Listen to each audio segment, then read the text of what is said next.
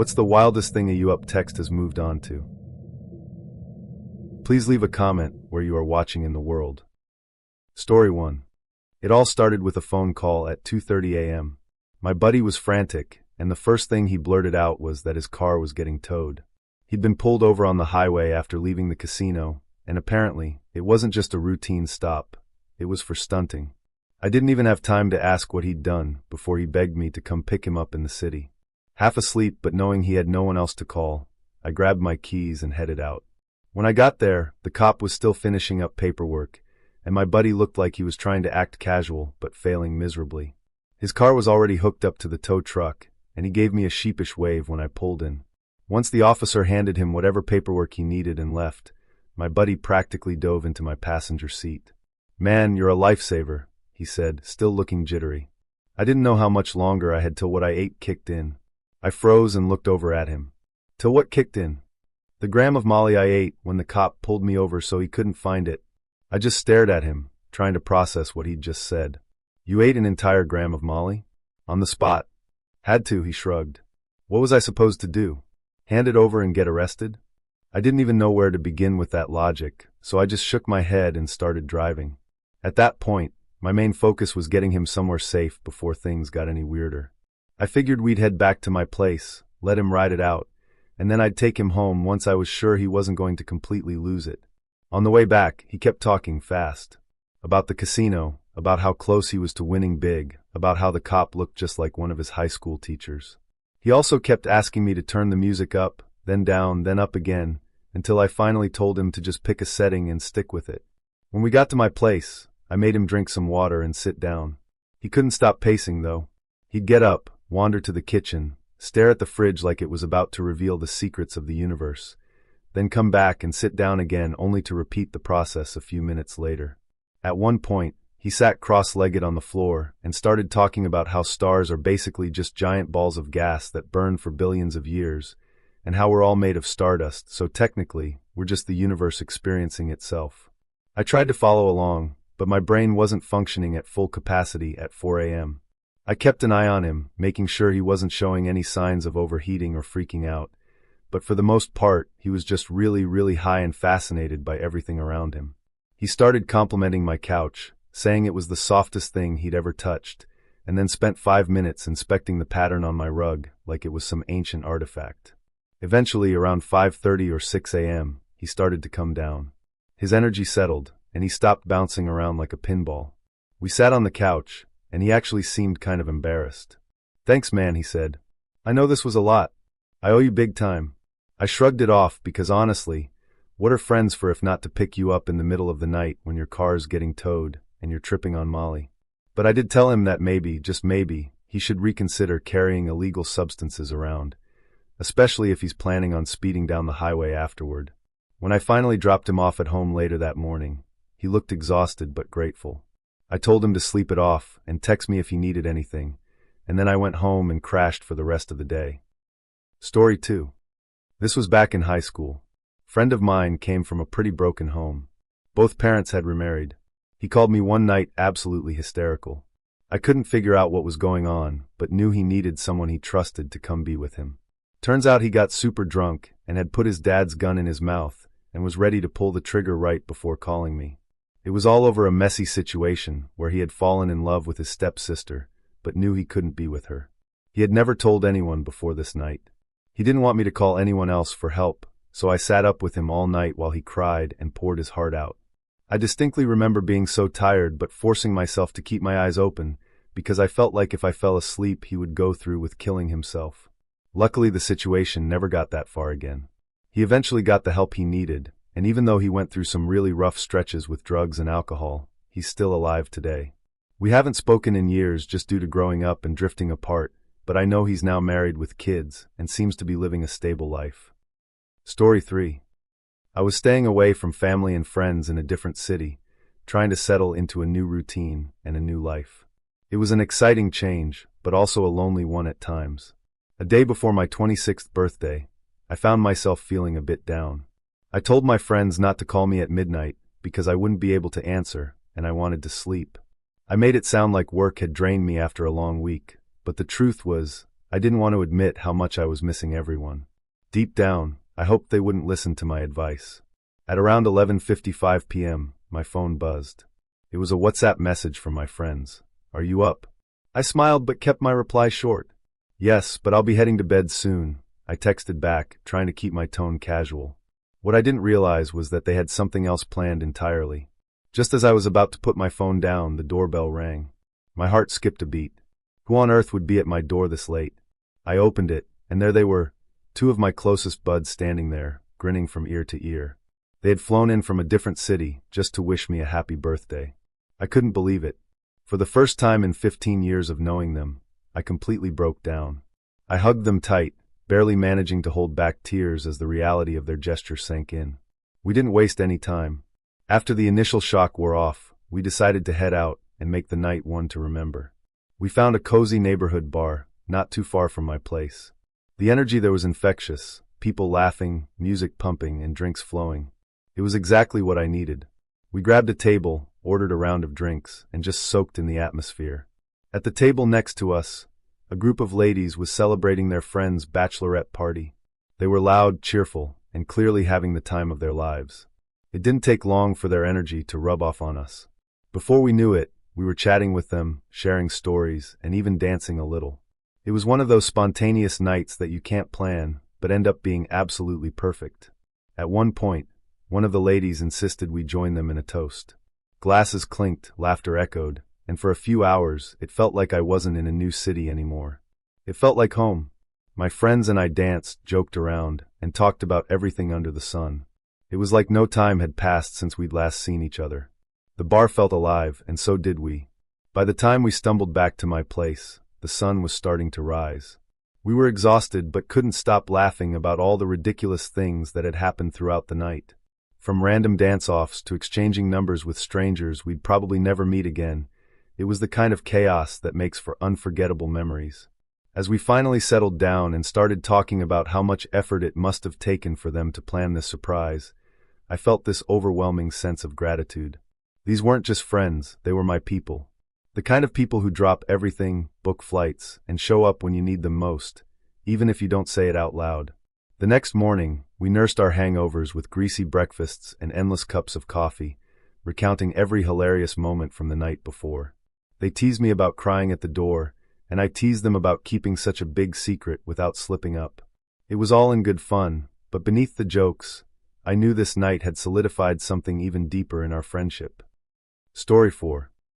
When I was 14, I was about to fall asleep, and a classmate I was only acquaintances with texted me out of the blue. The message was simple. He asked if I was awake. I replied that I was and asked what was up, expecting something mundane or maybe even a homework question. Instead, he invited me to come over to his house to play board games with him and his parents. At first, I hesitated. It was late, and we weren't exactly close. But something about the randomness of the invitation piqued my curiosity. After a quick internal debate, I decided to take him up on the offer. I grabbed my jacket, told my parents where I was heading, and walked over to his place, not realizing that this small decision was about to change my life. That night, we laughed until our sides hurt. His parents were incredibly welcoming, and the whole evening felt effortless, like we'd all known each other for years. The board games were fun, but it wasn't really about the games. It was about the connection that started to form between us. From that night on, he became my best friend. We were inseparable after that. We spent countless hours hanging out, talking about everything and nothing, playing games, and getting into all kinds of mischief. We supported each other through awkward phases, bad haircuts, first crushes, and teenage drama. He quickly became the person I could confide in about anything, and I like to think I was the same for him. About a decade later, we're still best friends. Our lives look a little different now, but that bond hasn't faded.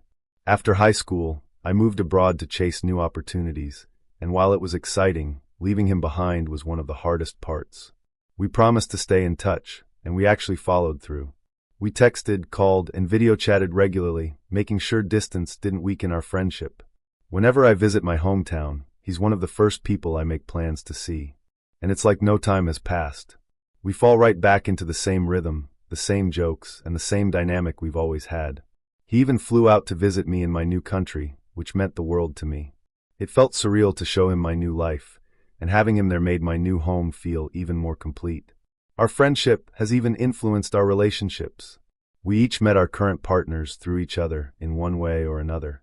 My partner and I connected at a gathering he organized, and he met his significant other through mutual friends I introduced him to. It's funny how intertwined our lives have become, and I wouldn't have it any other way. We've celebrated each other's successes, comforted each other through failures, and been each other's biggest cheerleaders. From late-night board games as teenagers to navigating adult life in different countries, our friendship has grown and evolved, but it's never lost its core. Story 5. I wish I was joking, but that is pretty much exactly what the text said, lol. He just explained that his family was playing a game, IRC it was codenames, and they needed an even number of players, but they only had 3. I love board games, so I just replied asking for his address. The only other family members of his I met before that night were his older sisters. They were both in my orchestra class that year, and I was friends, but not super close, with them, so that familiarity may have helped.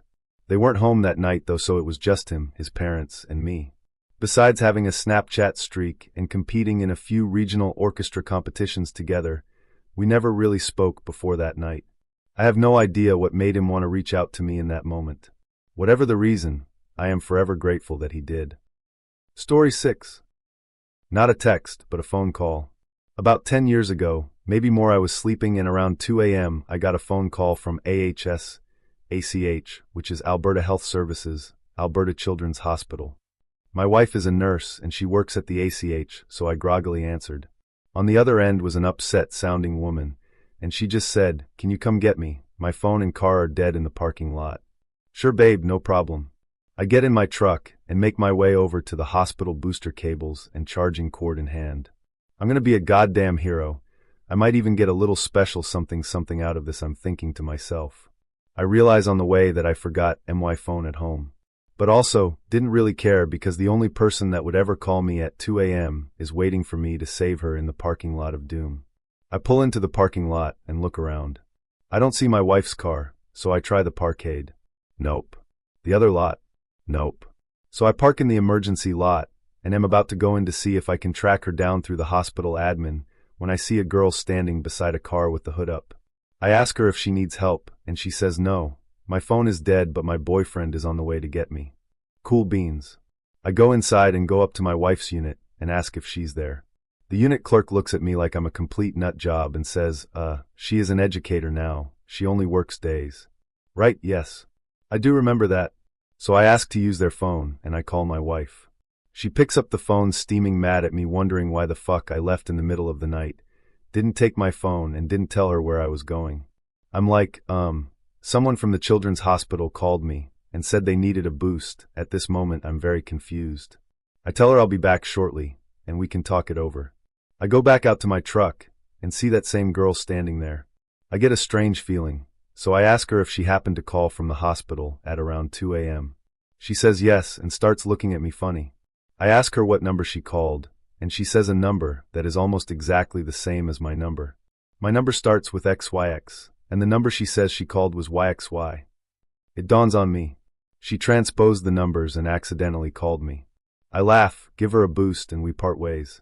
I get home, explain what happened to my wife, who is very suspicious about the whole thing. Understandably.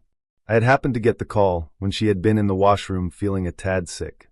Anyway, a few weeks later, one of the other nurses was telling my wife a funny story about how one of her friends accidentally called someone else's husband to boost her car one night, and that idiot actually showed up. I was that idiot. My wife felt so bad for being suspicious of me that I did, in fact, get a little special something. Story 7. Got the text from a buddy that he needed help at his house, and it was urgent. Thought maybe they had a flood from a burst pipe or something like that. Nope. Turns out his wife fell off the sobriety wagon hard. They had a huge fight. Cops and EMS was called. She was transported to a hospital for a mental health evaluation. House is a wreck. Not like from the argument, but you can tell it has been falling apart for weeks. Helped wake their 2 kids to get them ready to go stay at a family member's house several hours away. All while I'm making sure he's not about to have an emotional breakdown as well. Another friend came over to watch the kids until the family got there. During this time, the hospital deemed the wife very unstable, but they didn't have the proper unit for her, so she got transported to a facility, heavily sedated due to her being hostile and having suicidal ideation, a couple hours away. Drove my buddy there, so he could take her personal items.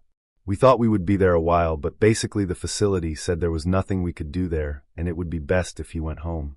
Drove back to his house. I figured it wasn't a good idea to leave him alone in that state. He finally broke down. Told me everything that had been happening the past couple months. We started to clean up the house, then passed out after the long night. I ended up taking the rest of the week off to help him out and make sure he was good mentally. They're long divorced now. He along with the kids are in a good place. Her not so much, but it is what it is there.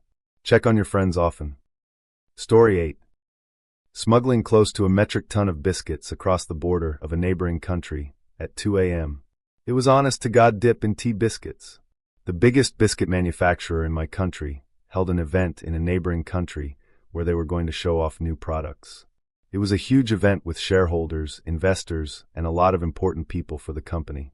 My friend's company was hired to get the new products to the event. The truck left on Friday, but, oh no, something was wrong with the paperwork, can't remember what, and the customs wouldn't let the truck through. The department that could fix the paperwork wouldn't be open till Monday, and the event, which I can't stress enough was a huge deal, was on Sunday. So my friend texts me around midnight, explains all this, and we set off. We unpacked the truck and put all the products in 3 different cars. It was around 300 kilograms per car, and we tried our best to hide it, but that's a lot of fucking biscuits. I called my girlfriend and a friend of mine to come with me. They brought some bags to put over the biscuit boxes, and we pretended to go on a trip. The second car we filled with fishing gear, and his story was he's going on a fishing trip, and the third car was going to see his grandma or something along those lines. We all left 15 to 20 minutes apart, so that even if they cough one of us we wouldn't all be right behind each other. All 3 of us made it without being searched, meet up on the first gas station after the border, loaded all the biscuits into 1 car, and he headed off to make the delivery, and we turned back to go home. On their way back, when looking at our passport, the border guard asked us why we stayed in the country for like 20 to 30 minutes, and we were so not prepared for that we said something like one of us left a really important work phone home, and we had to go get it. That was suspicious OFC, and they searched out car top to bottom, but at that point the goods were well on their way to the event. And that's how we saved the day. Story 9. Got a call from a friend asking if I wanted to hang out with him and a mutual friend. We went to a jazz bar in downtown Houston. While we were there, mutual friend got a call from a girl who was tending bar at another place and said it was slow and we should come hang out. We ended up going to the barrio to a little shack that when the side opened like a garage door it became a Tejano bar. When we walked in I could hear someone say, "What are these white boys doing here?" We walked up to the bar to meet mutual friend's friend, and she took him out onto the dance floor. Her mom was there hanging out, and took my other friend out onto the dance floor, leaving me alone at the bar. While I was standing there, a guy who looked like he could be cast as Mexican gangster in a movie walks up and stood inches from me, and looked me up and down like he wanted to start something. Thinking quickly, I stuck out my hand and said, "What's up, buddy?" Dude shook my hand, gave me a hug, and was my best friend for the rest of the night. Story 10. Drunk buddies from college pounding at my door around midnight. We drive to Tijuana, watch underground fights, have copious amounts of drugs, and end up at a ping-pong ball show out in the middle of who the fuck knows where. We managed to stay awake until about 10 a.m. after having some bomb-ass seafood in Puerto Nuevo. Ended up booking a complete shit-pot hotel deep in the anus of Ensenada. Slept it off for about 10 hours and did it all over again. The following morning, we took a fishing trip out of Ensenada and proceeded to puke 2.5 days of pure debauchery off the side of the boat. The captain just laughed at us and kept giving us beers. It took 3 whole days to fully recover from that trip. Story 11. Why the fuck am I putting this on the internet? After having surgery, the anesthesia really messed with my bowels. I hadn't pooped in the 8 days after surgery, despite being the only person in the world who likes prune juice. On that fateful day I started getting the signal. I asked for one of those hospital wheelie potties, extensive leg surgery, no walking for me. No sooner than I sat down did it come, swift but not turbulent owing to the laxatives, but incomplete. I sat for a while gently encouraging further expulsion, but without progress. Cutting my losses I stood up, only to feel the rest of the not insubstantial quantity to slide out as I did, finding newfound space where previously none had been available.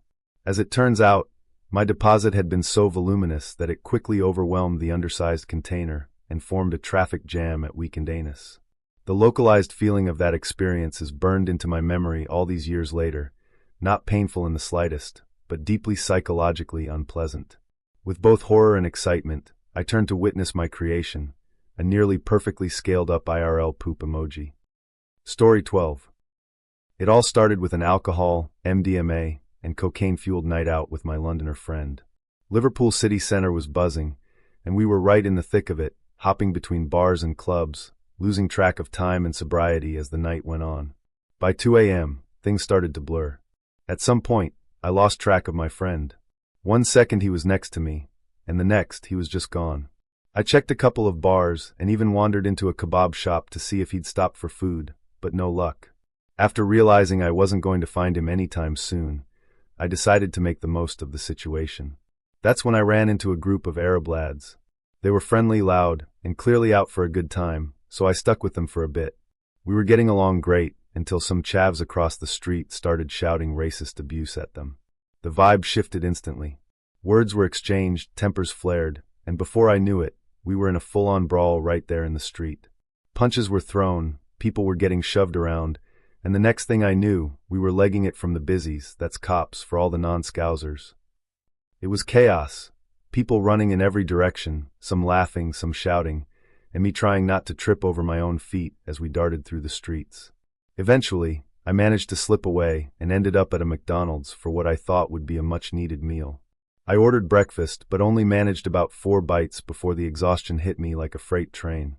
I stumbled into the multi-story McDonald's toilet and, without meaning to, fell asleep for an hour in one of the stalls. When I woke up, I was still twisted out of my mind, but somehow managed to stagger the 3 miles back to my flat.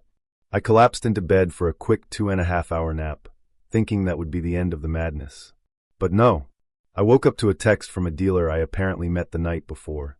He asked if I still wanted the last 2 pills and 2 grams of MDMA he had before catching his train home. The problem? I had no memory of ever meeting this guy. Still, in my haze, I decided to go for it. I grabbed a cab to Lime Street Station, made the pickup, and then, because apparently I wasn't ready to call it quits, headed to Seal Street to go skating. Meanwhile, my Londoner mate didn't resurface until 3 weeks later. When he finally got back to me, he had quite the story of his own. Turns out he'd lost his phone, wallet, iPod, basically everything but the clothes on his back. He was found at 4 a.m., walking home near the Royal Hospital. Except he wasn't actually walking home. He was walking in circles around a signpost. One of the hospital staff spotted him and asked if he was all right. And in true form, he just played it off like, "Yeah, I'm just walking home, mate," before darting up the path towards his flat. Classic. It's one of those nights that's always fun to retell, mostly because we somehow made it through without ending up in a hospital or a jail cell. But looking back, I can't help but feel a bit of relief that I've left nights like that behind. We were reckless, out of control, and completely oblivious to how bad things could have gotten. We could have been arrested. We could have gotten seriously hurt, or worse. The fight in the street could have gone south, and the drugs we were taking could have easily landed us in the hospital. There were so many moments that could have ended badly, but somehow we walked away unscathed. Story 13. In my early 20s, I had a close lady friend. She was the sister of a friend. The friend and I grew apart, but I started chatting with his sister and later texting. This was before phones had full keyboards. We had a natural connection and found ourselves talking about everything, life, relationships, and sometimes things that bordered on the ridiculous. Eventually, we ended up hooking up a couple of times. Twice, to be exact. Afterward, we both agreed we weren't really compatible romantically, but somehow, that made our friendship even stronger. There were no expectations, no drama, just a comfortable bond. Years later, we were still close, and our conversations were as open and unfiltered as ever. One night, out of the blue, she texted me. She was freaking out because she'd agreed to try anal with her boyfriend the next time he came over. She'd never done it before, and now that it was actually going to happen, she was panicking. She was nervous she wouldn't be able to go through with it, or that she'd embarrass herself somehow. It was late, and she clearly just needed to vent. I was half asleep when I read her messages, so my filter was pretty much non-existent. I tried to be supportive, offering basic advice and reassurance that she could always change her mind if she wasn't comfortable. But then, in a moment of half-conscious humor, I said, "If you want to practice, you can come over anytime." I didn't think much of it. It was a joke, or so I thought. She didn't respond right away. It was late, so I figured she'd fallen asleep, or just decided to drop the conversation. I didn't dwell on it and rolled over to go back to sleep. About 20 minutes later, there was a knock at my door. I thought I was dreaming at first, but no. I got up, opened the door, and there she was, standing on my porch with lube she'd picked up on the way over. For a moment, I just stared at her, trying to process what was happening. She looked both nervous and determined, like she'd already talked herself into it and wasn't going to back out now. I invited her in, and we sat down on the couch. I asked if she was sure about this, and she nodded. "I just need to get it over with," she said, laughing nervously. It wasn't exactly how I'd imagined my night going, but at that point, it was clear she trusted me, and I didn't want to let her down. We talked for a bit to lighten the mood, and I tried to make her feel as comfortable as possible. It was awkward at first, as you'd expect, but eventually, we just leaned into the ridiculousness of the situation. We took our time, making sure she felt okay, every step of the way. There were a lot of pauses for laughter, and even a few "what are we doing right now" moments, but somehow it worked. Afterward, she seemed relieved, like a weight had been lifted off her shoulders. We joked about how absurd the whole thing was, but she also thanked me for being there for her and helping her through something she'd built up so much anxiety about. It didn't change our friendship. If anything, it added another layer of trust and closeness to it. The next day, we didn't make a big deal about it. We texted a bit, mostly about random things, and moved on. She ended up going through with it with her boyfriend later, and everything apparently went smoothly. She even messaged me afterward to say, "You were a good coach," which made me laugh more than it probably should have. Story 14. Texted my buddy in college on a Thursday night, had a 3-day weekend, and asked if he had some weed. He says, "Yeah, I got plenty." So I left for what was supposed to be a 4-hour drive at midnight, and he texts back I was kidding. "Come anyway." It was late at night, like 2 a.m., middle of nowhere Kentucky on 64, and I'm doing 85 to 90 with zero traffic. I get the vibe that I should move from the right to center lane, and see headlights racing up behind me. Knowing how fast I'm already going, I watch and make sure I get out of the way. They swerve from where I was in the right lane, behind me into center, immediately to the left lane and shoulder, and loses the back end. She was doing at least 110 miles per hour, and when she went sideways she sailed back across the highway in front of me, sideways, before hitting the wet grass off the right shoulder and starting to violently roll. Shit was flying off and out of the car, and at one point, I swear she almost clipped the bottom of an overhead sign. I slammed the brakes and pulled over while calling 911, no idea where I was, but managed to figure it out. I ran back up the highway towards their car to check on them, and found the exhaust pipe on the shoulder, disconnected from header to muffler. It was still hot. I got to the car expecting to find a body, and instead this lady crawled out of the driver's side and stumbled up the highway shoulder. She did not react to me calling Adjunct Sheriff Blue by the opposite direction, and picked her up on his way to me. I was honest about my speed, and he goes, "Son, this is about her, not you. I don't care about your speed. She's so intoxicated I'll take your word over hers any day." While giving my statement, EMS showed up for her and to find any other injured people, when I heard a radio call that there were 4 people in the car total. I thought back to the scene of her car flipping, and thinking that the shit I saw flying out were people, and freaked out. Sheriff talked me down, and they did a search while I was still there. No bodies, thankfully. Lady also claimed she was a passenger, when I clearly saw her get out of the driver's seat after undoing the seatbelt. I eventually calmed down after blowing through half a pack of smokes chatting with the cops, and made it to my buddy's dorm very early morning. I didn't sleep much, but had a great weekend going forward. I had no update on the driver after that night, just that she was so intoxicated that she walked away from what should have been a fatal accident, and my spidey sense to move over kept me from being involved in it. Story 15. About 15 years ago, I had an assistant of sorts. Her dad was our CFO, and she'd come on to work part-time, in between semesters. We didn't really have anywhere to put her, so she worked in my office and helped me out. She was half Japanese, half American, bleach blonde hippie chick. I thought she was cute, but in a friendly sort of way. She'd been dating a co-worker of ours, and then shortly after, I introduced her to a buddy. They dated for a bit before also splitting up. All very casual. Anyway, July 4th, and I am out of town with my then GF. We get into a huge war at her parents' house, basically break up and I leave. My assistant and I had always texted, but again, just in a friendly coworker kind of way. I find myself alone with nothing to do on July 4th. It was like 8 p.m. or so I sent her a sup text just to see if she and her friends were out. She responds that her brother has her car, but she's up to grab a drink or something. I remember July 4th was a Thursday. We had that day off, but we're supposed to work Friday. I, assuming I'd spend the weekend at my ex's family's house, had already taken July 5th as a vacation day. She, however, did not. So I pick her up and assume we're going for a drink. We ride around for a minute, and she asks if we, my now ex and I, had a Wii. I tell her we do, and she asks if we can get some beers and just go play Wii. I hate video games, but was like, okay, I guess. And with that we stop and grab some beers and go to my house. We're maybe 15 minutes into some game when she sees the neighborhood pool across the street. She asked if we could go swimming. I tell her the pool is locked at dark. We'd have to jump the fence, trying to shoot it down. She says that's fine. She mentions she only has a bra and panties, no swimsuit, but it's close enough and it's dark, she'll be okay. At this point, I'm getting a bit intrigued. We'd never been even flirty at work, but she seemed a lot more free-spirited this night. I'm down to swim and see where this goes. So we walk across the street.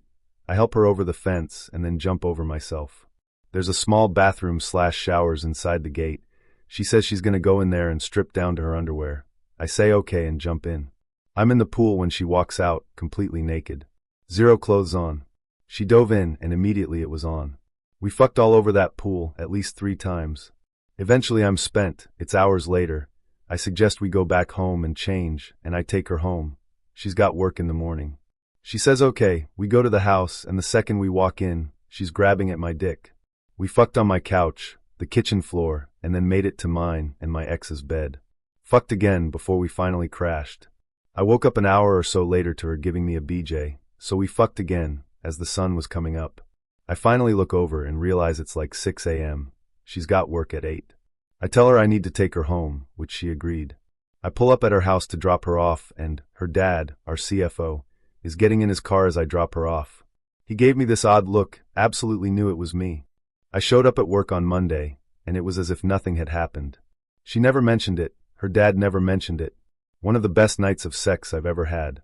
10 out of 10 would do again.